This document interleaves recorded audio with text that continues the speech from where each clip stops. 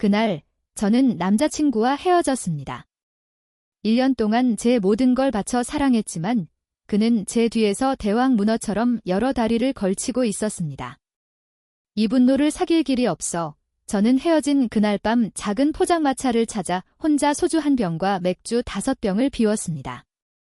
그게 제 주량의 한계였죠. 눈물을 닦으며 비틀비틀 계산대로 걸어갔습니다. 겨우 휴대폰을 들어 QR코드를 찍으려던 순간 화면이 깜빡이더니 그대로 꺼져버렸습니다. 배터리가 나간 거죠? 가게에는 보조 배터리도 맞는 충전기도 없었습니다. 결국 저는 사장님께 휴대폰을 빌려 아빠에게 전화를 걸기로 했습니다. 휴대폰을 빌려 머릿속으로 아빠의 번호를 되뇌며 번호를 눌렀습니다. 신호음이 2번 울렸을 때 상대방이 전화를 받았습니다. 아빠. 저는 잔뜩 넋두리를 늘어놓을 생각에 울먹이며 아빠를 불렀습니다. 그런데 수화기 너머는 잠시 조용하더니 이내 나지막한 웃음소리가 들려왔습니다. 제가 그 정도 나이는 아닌데. 오빠라고 불러줄래요? 오빠라고요? 저는 휴대폰을 든 채 잠시 멍해졌습니다. 술에 취한 뇌가 그제야 제가 전화를 잘못 걸었다는 사실을 깨달았죠. 저는 더듬거리며 죄송하다고 말한 뒤 서둘러 전화를 끊었습니다. 다시 번호를 되뇌며 전화를 걸었지만 몇 초 뒤 놀리는 듯하면서도 따뜻함이 묻어나는 그 익숙한 목소리가 다시 들려왔습니다. 아가씨, 또 잘못 걸었어요. 저는 휴대폰을 든 채 한참을 침묵했습니다. 그리고는 울먹이며 말했죠. 아빠 번호가 기억이 안 나요. 수화기 너머에서 피식 하고 웃는 소리가 들리는 듯 했습니다. 이내 그는 목소리를 낮춰 다정하게 물었습니다. 그럼 엄마 번호는요? 저는 엄마 없어요. 눈물이 걷잡을 수 없이 흘러내렸습니다. 정말로 제게는 엄마가 없었습니다. 제가 5살 때 엄마는 다른 남자를 따라 저와 아빠를 버리고 떠난 후 2번 다시 소식이 없었으니까요. 수화기 너머는 한참 동안 말이 없다가 다시 부드러운 목소리가 들려왔습니다. 서울에 살죠. 저는 급하게 고개를 끄덕였습니다. 네, 무슨 구요? 강남구요. 자세한 주소는요? 머리가 핑핑 도는 바람에 저는 사장님께 휴대폰을 넘겨 주소를 불러달라고 부탁했습니다. 사장님이 주소를 불러준 후 다시 제게 휴대폰을 건넸고 그 따뜻한 목소리가 다시 들려왔습니다. 운이 좋네요. 마침 근처에서 밥 먹고 있었는데 잠깐만 기다려요, 아가씨. 오빠가 금방 갈게. 말을 마친 그는 전화를 끊었습니다. 저는 멍하니 휴대폰을 바라보다 중얼거렸습니다. 누가 아가씨야, 제 가슴을 내려다보며 다시 한번 중얼거렸죠. 하나도 안 작은데? 사장님께 휴대폰을 돌려드리고 저는 턱을 괸 채 가게 문 앞에서 그를 기다렸습니다. 술을 마신 데다 차가운 밤바람까지 맞으니 머리가 점점 더 멍해졌습니다. 유리문에 기댄 채 몇 번이나 잠이 들 뻔했을까요? 한참이 지나 누군가 제 앞에 다가와 웃으며 말했습니다. 꼬마 아가씨. 저는 흐릿한 눈으로 고개를 들었습니다. 한 남자가 무릎에 양손을 짚고 허리를 숙여 저를 바라보고 있었습니다. 몇 초간 멍하니 그를 쳐다보다가 저는 겨우 정신을 차리고 물었습니다. 혹시 제 아빠인 척했던 분이세요? 그는 잠시 흠칫하더니 어쩔 수 없다는 듯 웃었습니다. 뭐 그렇다고 하죠. 그리곤 물었습니다. 계산은 했어요. 저는 고개를 저었습니다. 아니요. 휴대폰이 꺼져서 그는 아주 쿨하게 곧장 계산대로 가더니 제 술값을 계산해 주었습니다. 그리고는 돌아와 제 머리부터 발끝까지 훑어보더니 씩 웃었습니다. 목소리만 듣고 미성년자인 줄 알았네. 저는 가슴을 짝 펴며 말했습니다. 저 다 컸거든요. 그 순간 등 뒤에서 낮은 웃음소리가 터져나왔습니다. 저는 미간을 찌푸리며 돌아봤습니다. 그는 혼자가 아니었습니다. 가게 문 밖에는 그의 친구로 보이는 몇몇 남자들이 서서 미소를 지으며 이쪽을 보고 있었습니다. 차가운 바람이 불어오자 술기운이 반쯤 날아갔습니다. 얼굴이 화끈 달아올라 저도 모르게 양손으로 가슴을 가리며 더듬거렸습니다. 제 나이가 다 컸다는 뜻이었어요. 알아요. 그는 웃으며 대답하더니 제게 다가와 자신의 재킷을 벗어 제 어깨에 걸쳐 주었습니다. 가요. 집에 데려다 줄게. 저는 어깨 위에 재킷을 꽉 붙잡고 그들 뒤를 따라 나섰습니다. 몇 걸음 걷자 가게 앞에 있던 친구들이 장난스럽게 소리쳤습니다. 어이, 재수씨. 제가 반응하기도 전에 그가 웃으며 욕을 날렸습니다. 꺼져. 꼬마 아가씨인 거 안 보여? 저는 불만스럽게 다시 가슴을 폈고 그는 저를 힐끗 보더니 웃으며 말을 정정했습니다. 아니, 다 큰 아가씨. 술에 취한 저는 만족스럽게 고개를 끄덕였습니다. 그가 저를 놀리고 있다는 사실조차 눈치채지 못한 채 말이죠. 정말이지 술 취한 사람은 경계심이라고는 눈꼽만큼도 없었습니다. 저는 그렇게 처음 본 남자들을 따라 나섰습니다. 다행히 가게는 저희 집에서 걸어서 10분 거리였습니다. 하지만 그 짧은 10분 동안 작은 사고가 터지고 말았습니다. 발목을 접질력일까 화단에 넘어져 버린 겁니다. 그가 급히 저를 일으켜 발목을 살폈지만 이미 발목은 퉁퉁 부어오른 뒤였습니다. 발을 땅에 딛기만 해도 온몸이 찌릿할 정도로 아팠습니다. 갑자기 눈앞이 어두워졌습니다. 그가 제 앞에 쪼그려 앉아 가로등 불빛을 가린 채 전화기 너머로 들었던 그 듣기 좋은 목소리로 말했습니다. 올라타요. 업어줄게. 제가 뭐라고 말하기도 전에 그는 한숨을 쉬며 덧붙였습니다. 정말 꼬마 아가씨네. 걷다가 화단에 빠지다니 아마 술기운 때문이었을까요? 주변은 분명 시끄러웠지만 제 심장이 쿵쿵 뛰는 소리가 선명하게 들렸습니다. 이건 마치 드라마 속 한 장면 같았습니다. 술에 취해 운명의 상대를 만나는 그런 달콤한 로맨스가 드디어 제게도 찾아온 걸까요? 저는 설레는 마음을 애써 억누르며 부끄러운 척 망설임 없이 그의 등에 올라타 두다가 그대로 바닥에 얼굴을 박았습니다. 위에서 낮은 웃음소리가 들려왔지만 그는 금세 헛기침을 하며 저를 부드럽게 일으켜 세웠습니다. 다음부턴 혼자 술 마시지 마요. 특히 밤에는 위험하니까. 옆에 있던 그의 친구가 가차없이 비웃었습니다. 얘야, 내가 제일 위험해. 그는 친구를 휙 째려보더니 다시 제 앞에 몸을 낮춰 어깨를 툭툭 치며 올라타라는 신호를 보냈습니다. 저는 술기운을 빌려 용감하게 그의 등에 엎였습니다. 그는 저를 엎자마자 흡하는 소리를 내더니 천천히 걸었습니다. 작고 말라 보이는데 꽤 무겁네. 그 말에 얼굴이 새빨개졌지만 저는 술기운을 빌려 의미심장하게 반박했습니다. 몸매가 좋아서 그럴 거요. 업고 있던 그는 반응이 없었지만 그의 친구들은 뒤에서 배를 잡고 웃었습니다. 저는 그들의 웃음소리는 무시한 채 그의 등 위에서 열심히 길을 안내했습니다. 좌회전, 우회전, 다시 우회전. 10여 분 후 우리는 막다른 골목 앞에 서 있었습니다. 모두가 어리둥절한 표정으로 서로를 쳐다봤습니다. 저는 캄캄한 골목 입구를 보며 멋쩍게 웃었습니다. 잘못 왔나 봐요. 아마. 좌회전이었나? 저를 업고 있던 그는 한숨을 쉬며 이마를 짚더니 저를 업고 다시 골목을 빠져나왔습니다. 그냥 아파트 이름을 말해요. 내가 찾을게.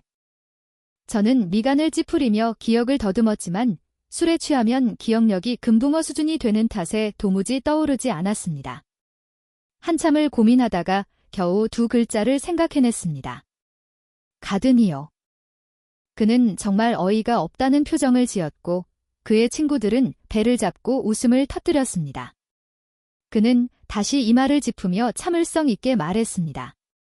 아가씨, 이 동네에 금강가든, 경화가든, 희성가든이 있는데 어디예요? 원래도 어지러웠던 머리가 그의 말을 듣자 더욱 울렁거렸습니다. 입을 열어 대답하려던 순간 속에서 무언가 울컥 치밀어 올랐고 저는 참지 못하고 그의 등에 모든 걸 토해냈습니다. 시간이 멈춘 것 같았습니다. 몽롱한 정신 속에서 그의 경악에 찬 비명이 들렸습니다. 구토를 하고 나니 속은 좀 편해졌지만 머리는 여전히 멍했습니다. 저는 그의 어깨에 머리를 기댄 채 그대로 잠이 들었습니다. 다시 눈을 떴을 때 저는 경찰서에 있었습니다. 술이 깨면서 머리가 깨질 듯 아팠습니다. 몸을 일으켜 주변을 둘러보니 저는 아빠의 사무실 소파에 누워 있었습니다. 아빠는 경찰이었고 부서장이라 개인 사무실이 있었죠. 아빠는 책상 앞에 앉아 제복을 입은 어떤 남자와 이야기를 나누고 있었습니다. 남자는 짧은 머리에 등을 돌리고 있어 얼굴은 보이지 않았습니다. 저는 왠지 모르게 찔리는 마음에 조심스럽게 아빠를 불렀습니다. 아빠는 분명 밤새 술에 취해 들어오지도 않은 저를 가만두지 않을 겁니다. 제 목소리를 들은 아빠가 고개를 돌렸습니다. 역시나 얼굴에 피어있던 미소가 순식간에 사라졌습니다. 아빠는 엄한 얼굴로 저를 꾸짖었습니다. 꼴이 이게 뭐니? 어젯밤에 허순경 아니었으면 길바닥에서 잘 뻔했어. 허순경. 저는 잠시 멍하니 있다가 머리를 극적였습니다. 허순경이 누군데요? 제 말이 끝나자마자 아빠와 마주 앉아있던 제복 차림의 남자가 천천히 몸을 돌렸습니다. 훤칠한 얼굴, 단정한 이목구비, 살짝 올라간 입꼬리가 웃는 것 같았습니다. 자세히 보니 왠지 낯이 익었습니다. 저는 눈을 깜빡이며 한참을 생각한 끝에 그가 어젯밤 제 아빠인 척했던 남자라는 걸 기억해냈습니다. 허이준. 그는 제 호칭에 잠시 놀란 듯 하더니 몇 초의 침묵 끝에 나지막이 반박했습니다. 내가 먼저 아빠라고 불렀지 내가 아빠인 척한 건 아닌데 그리곤 아빠를 향해 말했습니다. 부서장님, 저는 절대 인정한 적 없습니다. 아빠는 고개를 끄덕였지만 표정이 어딘가 미묘했습니다. 저는 소파에서 내려와 아빠에게 다가갔습니다. 아빠는 제게 다가오더니 엄격했던 표정을 풀고 말했습니다. 아빠 잠깐 나갔다 올 테니 둘이 얘기 좀 하고 있어. 그리곤 제 어깨를 툭 치며 덧붙였습니다. 허순경한테 제대로 고맙다고 해. 내가 토사물을 뒤집었었는데도 친절하게 경찰서까지 데려다 줬으니까. 말을 마친 아빠는 뒤도 돌아보지 않고 사무실을 나갔습니다. 쾅, 사무실 문이 닫히고 저와 허이준, 단둘이 남겨졌습니다. 분위기가 어색해졌습니다. 아빠의 속셈이 너무 뻔했습니다. 거의 두 사람을 밧줄로 묶어놓기 직전이었죠. 잠시만, 허이준이라. 이름이 익숙했습니다. 한 달 전부터 아빠는 제 귀에 못이 박히도록 이 이름을 언급하며 집안 좋고 미래가 창창한 청년이니 한번 만나보라고 권했었습니다. 아빠는 제 전 남자친구가 영 마음에 들지 않았던 겁니다. 멍하니 생각에 잠겨 있다가 고개를 들었는데 허이준의 시선과 마주쳤습니다. 심장이 쿵 내려앉았습니다. 저는 멋쩍게 웃으며 조심스럽게 물었습니다. 저 어젯밤에 제가? 허이준이 의자에 등을 기대며 저를 올려다봤습니다. 어젯밤에 넌 내 옷에 토하고 그대로 뻗어버렸지? 난 내 집이 어딘지도 몰라서 결국 경찰서로 업고 온 거고. 근데 내가 이 부서장님 따님일 줄은 몰랐네. 그는 웃으며 말했지만 조금도 저를 탓하는 기색이 없었습니다. 저는 속으로 안도의 한숨을 내쉬었습니다. 하지만 안심하기도 잠시 그가 물었습니다. 근데 왜 한 번도 본 적이 없지? 아, 제가 대학을 지방에서 다녀서요. 올해 졸업하고 막 올라왔거든요. 그가 고개를 끄덕이며 말했습니다. 어쩐지. 어제 내가 전화를 잘못 건 것도 이상하지 않아? 우리 전화번호는 경찰서에서 지급된 건데 나랑 부서장님 번호는 끝자리 하나만 다르거든. 부서장님은 3806, 나는 3809. 아, 그렇구나. 어젯밤 일은 정말 죄송해요. 저는 그렇게 말하며 슬금슬금 문 쪽으로 걸어갔습니다. 언제 밥 한 번 살게요. 사과의 의미로요. 일단 이 어색한 자리부터 피하고 보자는 심산이었습니다. 하지만 두 걸음도 채 떼기 전에 갑자기 옷깃이 뒤에서 확 잡아당겨졌습니다. 등 뒤에서 허이준의 웃음기 섞인 목소리가 들려왔습니다. 꼬마 아가씨, 돈도 안 갚고 옷도 세탁 안 해주고 어딜 가려고? 저는 그의 등 뒤에서 한숨을 쉬며 억지 미소를 지었습니다. 휴대폰을 꺼내며 말했죠. 얼마예요? 지금 바로 보내드릴게요. 하지만 화면은 켜지지 않았습니다. 허이준이 어깨를 으쓱하며 말했습니다. 충전해주는 걸 깜빡했네. 저는 서둘러 책상 서랍에서 충전 케이블을 찾아 휴대폰을 충전기에 꽂았습니다. 충전되는 동안 어젯밤 일이 떠올라 얼굴이 화끈거렸습니다. 저는 슬쩍 그를 훔쳐보며 물었습니다. 저 정말 어제 그쪽 옷에 토했어요. 허이준이 고개를 끄덕였습니다. 정확히. 얼굴이 터질 것 같았습니다. 그럼 옷은 어디 있어요? 제가 가져가서 세탁해 드릴게요. 필요 없어. 버렸으니까. 그럼 옷값이라도 물어드릴게요. 아니, 반만 책임져. 저는 그의 말을 이해하지 못하고 미간을 찌푸렸습니다. 그러자 그가 설명했습니다. 나도 토했거든. 모든 것이 너무나 극적이어서 저는 어떻게 반응해야 할지 몰랐습니다. 어젯밤엔 달콤한 로맨스가 시작될 줄 알았는데 이건 달콤함이 아니라 흑역사 대잔치였습니다. 휴대폰이 충전되는 동안 저는 그에게서 눈을 떼지 못하고 조심스럽게 말했습니다. 저희 휴대폰이 아직 안 켜지는데 일단 연락처 교환하고 나중에 보내드려도 될까요? 좋아요. 허이준은 쿨하게 대답하며 책상 위 메모지를 찢어 번호를 적어주었습니다. 내 번호고 카톡 아이디도 이걸로 추가하면 돼요. 그는 제게 메모지를 건네며 덧붙였습니다. 잃어버리지 마요. 꼬마 아가씨. 그리곤 손을 흔들며 사무실을 나갔습니다. 저는 그가 나간 뒤에야 안도의 한숨을 쉬며 메모지를 펼쳐봤습니다. 용이 꿈틀대는 듯한 필체로 허이준이라는 이름과 함께 번호가 적혀 있었습니다. 그날 오후 5시 이력서를 수정하고 있는데 아빠에게서 전화가 왔습니다. 딸, 오늘 저녁에 예쁘게 입고 나와. 아빠가 맛있는 거 사줄게. 아빠, 나 이력서 써야 해서 안 돼. 양갈비 구워준대. 알았어, 아빠. 금방 준비하고 나갈게. 잠깐만. 오늘 중요한 자리니까 신경 써서 입고 나와. 네, 부서장님. 전화를 끊고 저는 미간을 찌푸렸습니다. 양갈비를 먹는데 무슨 중요한 자리람. 하지만 공짜 밥이니 마다할 이유가 없었습니다. 1시간 후 저는 한껏 꾸민 모습으로 시내의 유명한 레스토랑에 도착했습니다. 2층 첫 번째 방으로 들어가 문을 열었을 때 저는 그 자리에 얼어붙었습니다. 방 안의 사람들 역시 저를 보고 놀란 표정이었습니다. 이것이 아빠가 말한 중요한 자리였습니다. 20대 남성들이 전부 민소매에 반바지, 슬리퍼 차림으로 앉아 있었습니다. 방 안은 남성 호르몬 냄새로 가득했습니다. 저는 방을 잘못 찾아온 줄 알고 201호를 다시 확인했지만 맞았습니다. 문 앞에 서서 이러지도 저러지도 못하고 있는데 제 시선이 한 사람에게 멎었습니다. 허이준이었습니다. 그는 흰색 티셔츠 차림으로 의자에 기대 앉아 있다가 저를 보고 고개를 들었습니다. 4개의 눈이 마주치는 순간 저는 아빠의 의도를 완전히 파악했습니다.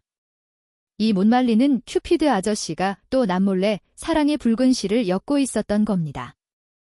저는 제가 중요한 파티에 가는 줄 알고 하얀색 원피스에 하이힐, 방금 만진 듯한 웨이브 머리와 정성 들인 풀 메이크업까지 하고 왔습니다. 이들과 비교하니 저는 마치 털털한 아저씨들 사이에 낀 요정 공주님 같았습니다.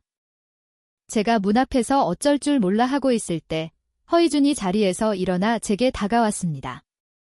그는 제 머리부터 발끝까지 훑어보더니 장난스럽게 웃으며 말했습니다. 어서 와요.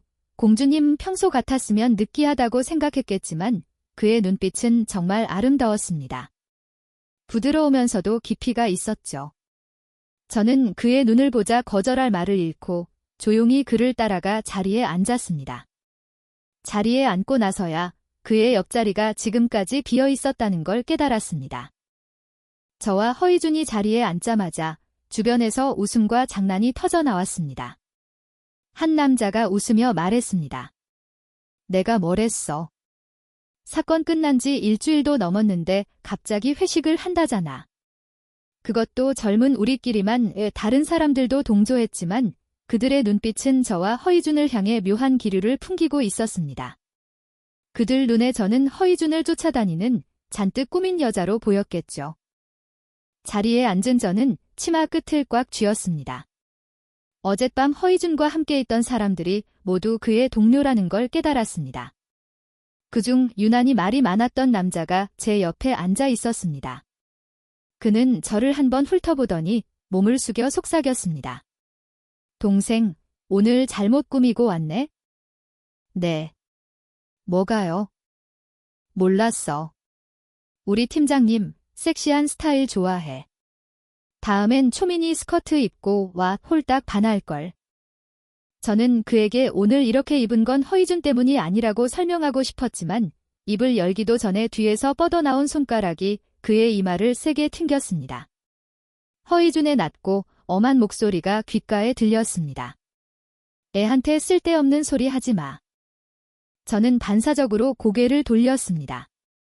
허이준이 몸을 숙이고 있었고 그의 턱이 제 귓가에 닿을 듯 가까웠습니다. 그 갑작스러운 움직임에 제 입술이 그의 뺨을 스쳤습니다. 주변은 몇 초간 조용해졌다가 이내 시끄러운 환호성으로 가득 찼습니다. 저는 몸이 굳어 꼼짝도 못하고 있는데 허이준이 작게 웃으며 천천히 몸을 바로 세웠습니다. 그는 손으로 테이블을 두드리며 모두를 향해 진지하게 말했습니다. 자, 주문할 사람 주문하고 술 마실 사람 마시고. 소란 피우지 마. 그의 말은 단호했지만 제 자리에서는 그의 귓가가 새빨개진 것이 똑똑히 보였습니다. 저는 그의 빨개진 귓가를 보고 잠시 멍하니 있다가 인부주 웃음이 터져 나왔습니다. 입으로는 저를 꼬마 아가씨라고 부르면서 정작 본인도 어른스럽기는커녕 스킨십 한 번에 귀까지 빨개지다니. 문득 시련 따위는 별거 아니라는 생각이 들었습니다. 다행히 저녁 식사는 생각보다 어색하지 않았습니다. 다들 젊은 사람들이라 대화도 잘 통했고 분위기도 유쾌했습니다. 그러다 한 동료가 술에 취해 엉엉 울기 시작했습니다. 여자친구에게 차였는데 바람까지 피웠다는 겁니다. 저는 턱을 괴고 그 이야기를 듣다가 제 경험과 너무 비슷해서 저도 모르게 그를 쳐다봤습니다. 바로 그때 과일 주스 병 하나가 제 시야를 가렸습니다. 허이준이었습니다. 그는 커다란 블루베리 주스병을 들고 와 제 앞에 놓으며 진지하게 말했습니다. 그만 보고. 쟤는 실현당해서 술 마시는 거고 꼬마 아가씨는 주스 마셔요. 저는 발끈해서 생각 없이 내뱉었습니다. 누가 실현 안 당해봤나. 말이 끝나자마자 허이준은 잠시 멈칫하더니 무언가 깨달았다는 눈빛으로 저를 쳐다봤습니다. 그럼 어젯밤에 그렇게 취했던 게 실현 때문이었어? 얼굴이 확 달아올랐습니다. 저는 입술을 꾹 다물고 아무 대답도 하지 않았습니다. 허이준은 제 앞에 주스 한 잔을 따라주며 머뭇거리다가 뜻밖의 말을 건넸습니다. 꼬마 아가씨, 이별 축하해. 저는 잠시 멍하니 있다가 피식 웃음이 터져 나왔습니다. 잔을 들어 주스를 한 모금 마셨습니다. 혀끝에서부터 마음속까지 달콤함이 퍼져나갔습니다. 역시 술보다는 주스가 훨씬 맛있네요. 식사가 무르익자 모두들 술잔을 부딪히며 분위기를 띄웠습니다. 특히 방금 실현당한 그 남자는 울다가 웃다가 갑자기 옆에 앉은 동료를 껴안으며 외쳤습니다. 형제여. 난 이제 깨달았어. 여자친구가 다 뭐야. 이제부터 성별에 얽매이지 않겠어. 저는 주스 잔을 든 채 눈을 반짝였습니다. 오랜 경력의 부녀자로서 이 말 속에 담긴 미묘한 낌새를 알아차린 거죠.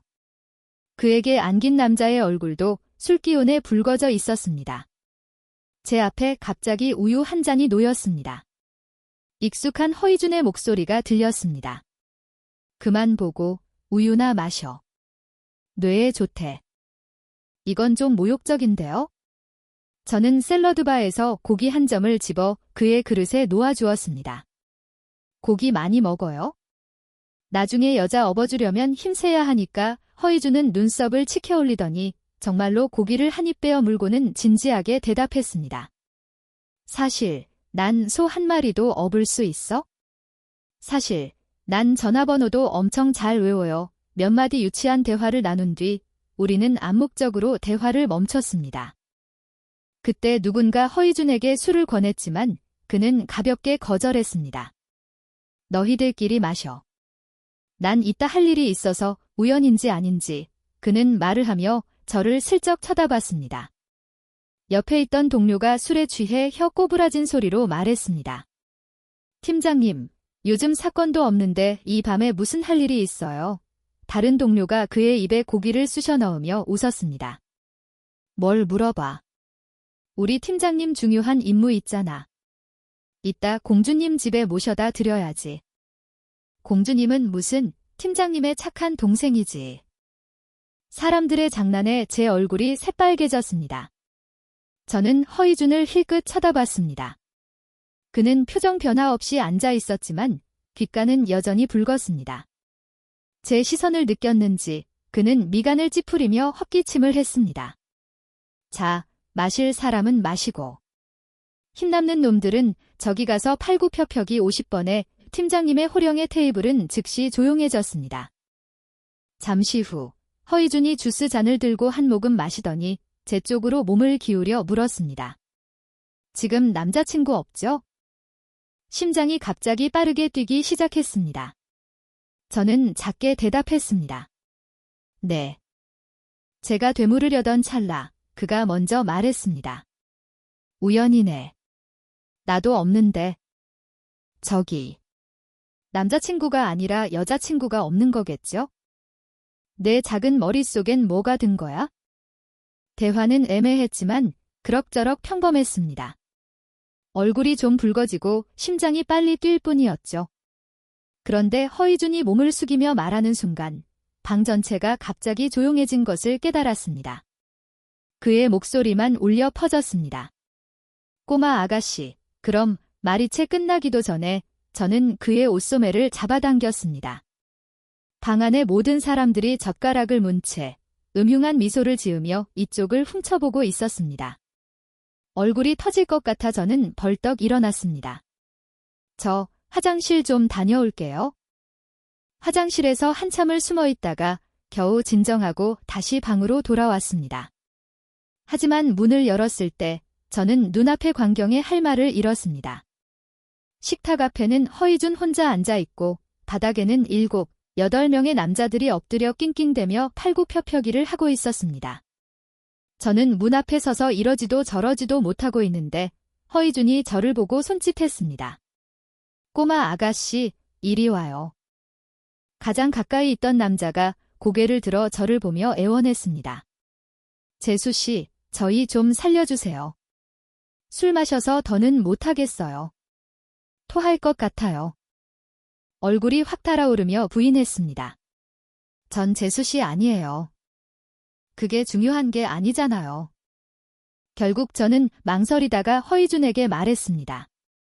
저기, 그만 시키면 안 될까요? 놀랍게도 그는 제 말이 끝나자마자 손을 휘저으며 말했습니다. 알았어. 그만해. 바닥에서 일어난 남자들은 제게 연신 고맙다고 인사했습니다. 감사합니다. 재수 씨. 역시 재수 씨가 최고예요. 이게 바로 영화 속 보스의 여자가 된 기분일까요? 식사가 끝난 후 허이준은 책임감 있게 동료 한 명 택시를 잡아 태워 보냈습니다. 모두가 떠난 뒤에야 그는 저를 돌아봤습니다. 밤이 되자 날씨가 꽤 쌀쌀했습니다. 짧은 원피스를 입고 있던 저는 팔짱을 낀 채 그를 기다렸습니다. 그는 잠시 멈칫하더니 황급히 재킷을 벗어 제 어깨에 걸쳐 주었습니다. 미안해요. 신경 못 썼네. 괜찮아요. 제가 데려다 줄게요. 부서장님이 아끼는 따님을 이 밤에 혼자 보내는 걸 아시면 내일 저 아마 죽을지도 몰라요. 안 그러실 거려. 아빠는 집에서 그쪽 칭찬만 해요. 저더러 그쪽 같은 사람 만나라고 저는 사위라는 말을 겨우 삼켰습니다. 허이주는 제 옆에서 나란히 걸으며 갑자기 말이 없어진 저를 보고 의미심장하게 웃었습니다. 뭘 찾으라고요? 그는 분명 알면서도 모르는 척하고 있었습니다. 저는 입술을 꾹 다물고 화제를 돌렸습니다. 차는 어디 있어요? 그는 옆을 가리켰습니다. 저는 그가 가리키는 방향을 보고 깜짝 놀랐습니다. 세상에, 마이바흐였습니다. 저는 잠시 차를 멍하니 쳐다보다가 의심스러운 눈초리로 그를 바라봤습니다. 혹시 빌이 경찰이에요. 허이주는 어이없다는 듯 웃으며 제 머리를 자연스럽게 쓰다듬었습니다. 무슨 생각을 하는 거야? 그리곤 제 손을 잡고 마이바흐를 지나 그 옆에 세워진 작은 전기 스쿠터를 가리켰습니다. 저는 안도의 한숨을 내쉬었습니다. 허이준이 주머니에서 열쇠를 꺼내자 삑삑 소리와 함께 스쿠터 잠금이 해제되었습니다. 그는 능숙하게 올라타 헬멧 2개를 꺼내 제게 하나를 건넸습니다. 타요. 데려다 줄게. 저는 치마 때문에 옆으로 비스듬히 앉았습니다. 손을 둘 곳이 없어 의자 끝을 꽉 잡았습니다. 헬멧을 쓴 허이준이 고개를 돌려 저를 보며 작게 웃었습니다. 무서우면 내 옷자락 잡아요. 네, 저는 작게 대답하고 그의 옷자락을 잡았습니다. 착각인지 모르겠지만 그의 체온이 옷자락을 통해 전해지는 것 같았습니다. 집으로 가는 길, 갑자기 인도를 달리던 꼬마 아이 하나가 차도로 튀어나왔습니다. 다행히 허이준이 재빨리 브레이크를 밟았습니다. 저는 관성 때문에 그의 등에 세게 부딪혔고 옷자락을 잡고 있던 손은 어느새 그의 허리를 감싸 안고 있었습니다. 정말 반사적인 행동이었지 절대 그를 이용하려던 건 아니었습니다. 하지만 저는 잠시 망설이다가 손을 풀지 않았습니다. 스쿠터가 다시 움직이기 시작하자 그제야 놀란 척하며 천천히 손을 뗐습니다. 바람결에 허이준의 웃음 섞인 목소리가 들려왔습니다. 그냥 안고 와요. 그게 더 안전하니까. 아. 제가 변명하려던 찰나 그가 덧붙였습니다. 내가 나 이용하는 거 아무한테도 말 안 할게. 기분 탓인지 집으로 가는 길이 유난히 길게 느껴졌습니다. 그러다 밤 조깅을 하던 한 남자가 우리를 가볍게 추월해 가는 것을 보고서야 저는 그의 스쿠터가 얼마나 느리게 가고 있는지 깨달았습니다. 허이준도 문제를 알아차렸는지 헛기침을 하며 변명했습니다. 아, 배터리가 거의 다 돼서. 좀 느리네요. 저는 그의 허리를 놓지 않았습니다. 얇은 옷 한 겹 너머로 느껴지는 그의 탄탄한 복근은 정말 최고였습니다. 제 얼굴이 남은 길 내내 새빨갛게 달아올라 있었다는 걸 그는 아마 몰랐을 겁니다. 대학 졸업과 함께 제 청춘도 끝났다고 생각했는데 좋아하는 사람 앞에서 여전히 얼굴이 빨개지고 심장이 뛰는 제 자신을 발견했습니다. 꼬마 아가씨, 허이준의 목소리에 생각에서 깨어났습니다. 어느새 집 앞에 도착해 있었습니다. 저는 아쉬운 마음으로 스쿠터에서 내렸습니다. 그의 허리에서 손을 뗄 때 저도 모르게 그의 복근을 살짝 꼬집었습니다. 분위기가 순간 어색해졌습니다. 허이준이 저를 내려다보며 입꼬리를 살짝 올렸습니다. 저는 애써 태연한 척 웃으며 말했습니다. 복근 멋지네요. 칭찬 고마워요. 그는 담담하게 대답했지만 눈에는 웃음기가 가득했습니다. 제가 돌아서려는데 그가 물었습니다. 웃는 거 좋아해요? 그렇게 잘 웃는 남자는 별로 없는 것 같은데? 허이준은 잠시 멍하니 있다가 고개를 저었습니다. 아니요. 근데 그는 말을 길게 끌다가 덧붙였습니다. 누구랑 있느냐에 따라 다르죠. 그 말에 심장이 다시 요동쳤습니다. 저는 더 이상 머물다가는 심장이 터질 것 같아 서둘러 아파트 안으로 뛰어 들어갔습니다. 그날 밤 저는 정말 오랜만에 꿀잠을 잤습니다. 그 후 한 달 동안 허이준과 저의 관계는 크게 진전되지 않았습니다. 그는 제게 잘해주었지만 명확하게 고백하지는 않았습니다. 그러던 어느 날 한 통의 전화가 제 평온을 깨뜨렸습니다. 재수 씨. 빨리 병원으로 와보세요. 팀장님이 임무 수행 중에 다쳐서 지금 응급실에 있어요. 저는 잠시 멍하니 있다가 정신을 차리고 병원 주소를 물었습니다. 택시를 타고 병원으로 가는 내내 손에 쥔 휴대폰이 축축하게 젖어들었습니다. 병원에 도착하자마자 저는 허이준의 동료들이 수술실 문 앞에서 침울하게 앉아 있는 것을 발견했습니다. 어떻게 된 거예요? 제 물음에 모두가 고개를 숙였습니다. 제가 가장 순진해 보이는 소룡이라는 친구를 붙잡고 다그치자 그는 눈이 빨개진 채 아무 말도 못하고 눈물만 뚝뚝 흘렸습니다. 저는 그 자리에 주저앉을 뻔했습니다. 얼마나 지났을까? 수술실 문이 열리고 의사 선생님이 나왔습니다. 그리고 곧이어 허이준이 침대에 실려 나왔습니다. 그는 눈을 감고 있었고 얼굴은 창백했습니다. 심장이 쿵 하고 바닥으로 떨어지는 것 같았습니다. 저는 사람들을 해치고 그에게 달려가 그의 손을 잡았습니다. 허이준, 저는 울부짖었습니다. 일어나 봐요. 우리 아직 사귀지도 않았잖아요. 이렇게 가면 어떡해요? 무책임하게. 그날 나한테 키스까지 해놓고 제 말이 끝나자 뒤에 있던 동료들이 웅성거렸습니다. 거짓말이 아니었습니다. 지난번 회식 때 그가 제 머리를 묶어주다가 실수로 입술이 스쳤던 적이 있었으니까요. 그때 뒤에서 장난기 어린 목소리가 들렸습니다. 재수 씨, 지금 재수 씨가 키스하면 팀장님 바로 깨어날 거려. 저는 눈물을 닦으며 소리쳤습니다. 지금 장난할 때예요. 그런데 바로 그 순간 허이준이 천천히 눈을 떴습니다. 그는 저를 보며 입꼬리를 살짝 올렸습니다. 눈에는 장난기가 가득했습니다. 쟤네 거짓말하는 거 아닌데 그는 낮은 목소리로 속삭였습니다. 이리 와봐. 비밀 하나 알려줄게. 저는 홀린 듯 그에게 다가갔습니다. 제가 몸을 숙이자 그가 갑자기 고개를 돌려 제 입술에 부드럽게 입을 맞췄습니다. 따뜻한 감촉에 몸이 굳었습니다. 뒤에서는 동료들의 환호성이 터져나왔습니다. 입맞춤은 짧게 끝났습니다. 의사 선생님이 혀를 차며 말했습니다. 허허, 다리 부러진 줄 알았더니 무슨 가을 동화 찍는 줄 알았네. 다리 골절이라고요? 저는 침대를 따라 걸으며 허이준을 쏘아붙였습니다. 다리만 부러진 거면서 왜 죽는 사람처럼 하고 있어요. 허이준이 억울하다는 듯 웃었습니다. 수술 끝나고 마취가 덜 풀려서.